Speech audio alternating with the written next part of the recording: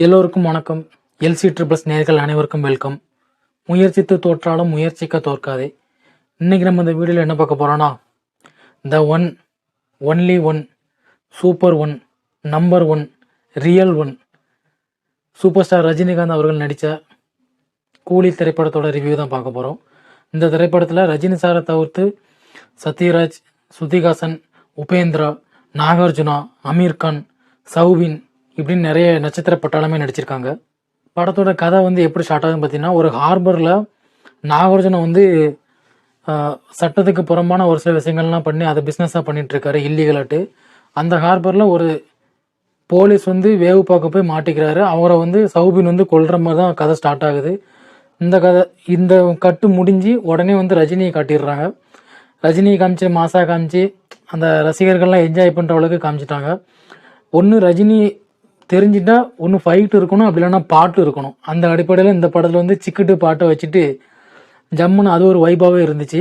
அந்த பாட்டு முடியவுமே ஒரு கேரக்டர் ரஜினிகிட்ட உங்களோட ஃப்ரெண்டை கொண்டுட்டாங்க, அதாவது வெளியே ஹார்ட் அட்டாக் இறந்த மாதிரி காமிச்சிருக்காங்க, ஆனால் உண்மையாகவே அவர் யாரோ கொண்டிருக்காங்க, அடித்து கொண்டிருக்காங்க அப்படின்னு அந்த நியூஸ் ரஜினி சாருக்கு தெரிய வருது. அவரோட ஃப்ரெண்டு வேறு யாரும் இல்லை, சத்யராஜ் தான்.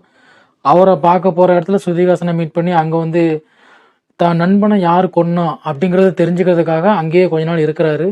அதுக்கப்புறம் தான் சத்யராஜை பற்றி ஒரு சில விஷயங்கள் தெரிய வருது. அதாவது என்னென்னா, சத்யராஜ் ஒரு ப்ராஜெக்ட் ஒன்று செய்கிறாரு. அது என்ன மாதிரி ப்ராஜெக்ட்னா, அந்த மின் தகன மையம், அதை நம்ம பார்த்துருப்போம். அதாவது இறந்த உடல்களை ஒரு இடத்துல வச்சு உள்ளே தள்ளி எரிப்பாங்கல்ல, அதில் காற்று ரொம்ப மாசுபடுது, அதை விட்டுட்டு நான் கண்டுபிடிச்ச அந்த கண்டுபிடிப்பு நீங்கள் கவர்மெண்ட் அலோட் பண்ணால் ஒரு சேர் மாதிரி கண்டுபிடிச்சிருப்பாரு. அந்த சேரில் இறந்தவங்களை உட்கார வச்சா போதும், 30 செகண்டில் பாடி சாம்பல் ஆயிரும், இதால் காற்று மாசுபடாது அப்படிங்கிறதுக்காக சத்யராஜ் ஒரு ப்ராஜெக்ட் செய்கிறாரு. அதை கவர்மெண்ட் அலோட் பண்ணலை. ஆனால் நாகார்ஜுனா பையனுக்கு இந்த விஷயம் தெரியுது. நம்ம இந்த ப்ராஜெக்ட் எதுக்காச்சும் தேவைப்படும் அப்படின்னு நாகார்ஜுனாக்கு அது போகுது, ரெக்கமெண்டேஷன் போகுது. நாகார்ஜுனா டைரெக்டாக சத்யராஜ் கான்டாக்ட் பண்ணிக்கிறாரு. எனக்கு இந்த ப்ராஜெக்ட் தேவை, இந்த மாதிரி விஷயம்லாம் நடந்துட்டுருக்கு என்னோட இதில் அப்படின்னு சொன்ன பிறகு சத்யராஜ் வேண்டான்னு மறுக்கிறாரு. ஆனால் ஒரு சில விஷயங்களால் பிளாக்மெயில் செய்யப்பட்டு காலத்தின் கட்டாயமாக விருப்பமே இல்லாமல் ஒரு 5 வருஷமாட்டு நாகார்ஜுனா டீம்லேயே சத்யராஜ் இருந்து இந்த பிணங்களை எரிக்கிற வேலையை தான் பார்த்துட்டு இருக்கிறாரு. இது ரஜினிக்கு தெரிஞ்சதுக்கப்புறம் ஸ்ருதிஹாசனோடு சேர்ந்து, அதாவது ரஜினியும் அந்த பிணங்களை எரிக்கிற வேலையை நாகார்ஜுனா டீமுக்குள்ளேயே போய் பண்ணிட்டு இருக்கிறாரு. அப்படி இருக்கும்போது தான் இந்த டிக்கெட்டு பாட்டுல இருந்து இந்த நாகார்ஜுனா டீமுக்குள்ளே ரஜினி போகிற வரைக்கும் இந்த ஒரு வைபே இல்லாத மாதிரி தான் இருந்துச்சு. அதாவது இந்த அதிகப்படியான டயலாக் இல்லாமல் மானிட்டைஸ்டாக தான் இருந்துச்சு. அதாவது ரஜினி பணத்தை எரிக்கிறாரு, சும்மா நடந்து வர்றாரு, அந்த மாதிரி தான் இருந்துச்சு.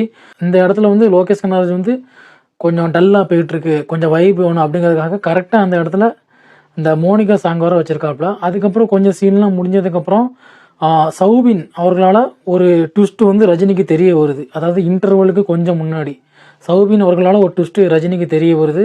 அதை வச்சு ரஜினி நம்ப வர செய்கிறார். நம்பிட்டு சௌபினுக்கு ஹெல்ப் பண்ணுறாரு. அதாவது சௌபின் நாகார்ஜுனா கிட்ட ஒரு சில விஷயமா மாட்டியிருக்காரு. அப்படி மாட்டுற டயத்தில் சௌபின் ரஜினிக்கு ஒரு ட்விஸ்ட்டை ஓப்பன் பண்ணுறாரு. ரஜினி அதை நம்பி அவருக்கு ஹெல்ப் பண்ணி ஸ்ருதிஹாசனையும் அவருக்கு ஹெல்ப்பை கூட அனுப்புகிறாரு. அனுப்பிட்டு நாகார்ஜுனா மீட் பண்ணும்போது தான் தெரியுது, இங்கே நாகார்ஜுனா இன்னொரு ட்விஸ்ட்டை ஒன்று ஓப்பன் பண்ணுறாரு.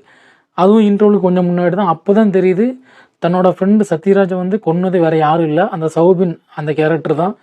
இவனுக்கு போய் நம்ம ஹெல்ப் பண்ணிட்டோமே, ஹெல்ப் பண்ணதும் இல்லாமல் ஸ்ருதிஹாசனை வேறு அவனோட அனுப்பியிருக்கோம், அவன் என்னென்னா பண்ண போனோன்னு தெரில அப்படின்னு சொல்லிட்டு ஏதோ ஒரு யோசனையிலே அந்த இன்டர்வலுக்கு கொஞ்சம் முன்னாடி தான் சௌபினோட ஃப்ரெண்டு ஒருத்தரை கொன்றாரு. இந்த சீன் உண்மையாகவும் நல்லாயிருக்கும். அதாவது ரஜினி தண்ணியே அடிக்க மாட்டேன் அப்படின்னு சொல்லியிருப்பாரு. 30 வருஷம் கழிச்சு அன்னைக்கு தான் தண்ணி அடிப்பார்.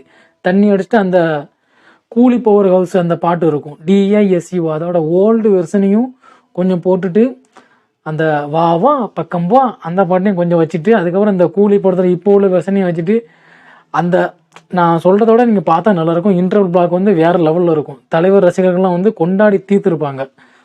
இப்போ செகண்ட் ஹாஃபில் பார்த்தீங்கன்னா ஸ்ருதிஹாசனை வச்சு பிளாக்மெயில் பண்ணி சௌபின் ரஜினியை வச்சு ஒரு சில வேலைகள்லாம் பண்ணிகிட்டு இருக்கிறாரு. அதாவது சௌபின் என்ன சொன்னாலும், அந்த தயாளன்கிற கேரக்டர் என்ன சொன்னாலும் ரஜினி கேட்டுட்ருக்கு.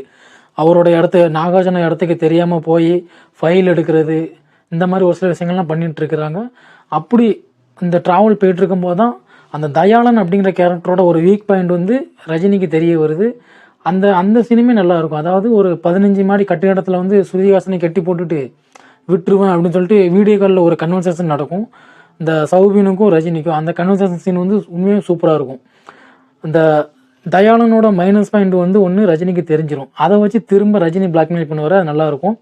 அதுக்கப்புறம் சௌபின் வந்து அந்த பிரச்சனையிலேருந்து தப்பிச்சு திரும்ப ஸ்ருதிஹாசனை தேடி போயிட்டு இருப்பாரு. இதில் வந்து பார்த்தீங்கன்னா ட்ரெயினில் வந்து ஒரு சீன் வரும். ஸ்ருதிஹாசனை வந்து ட்ரெயினில் கிட்டத்தட்ட கொல்ற ஸ்டேஜுக்கு வந்துடுவார்.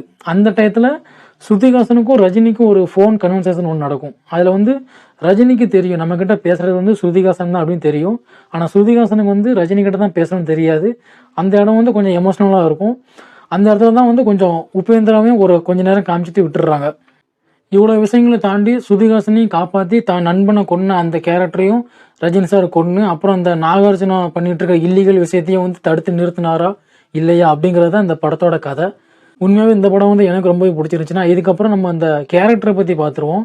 ரஜினி சார் அவரை பற்றி சொல்லவே வேண்டாம், இது வந்து அவருடைய படம் தான். அதுக்கப்புறம் நாகார்ஜுனாவை பற்றி சொல்கிறேன். நாகார்ஜுனா வந்து உண்மையாகவே ஒரு மாசா ஸ்டைலில் காமிச்சிருக்காங்க. ஆனால் வந்து அவரோட சாகிற சீனில் வந்து கொஞ்சம் அவரை டம்மி பண்ண மாதிரி இருந்துச்சு.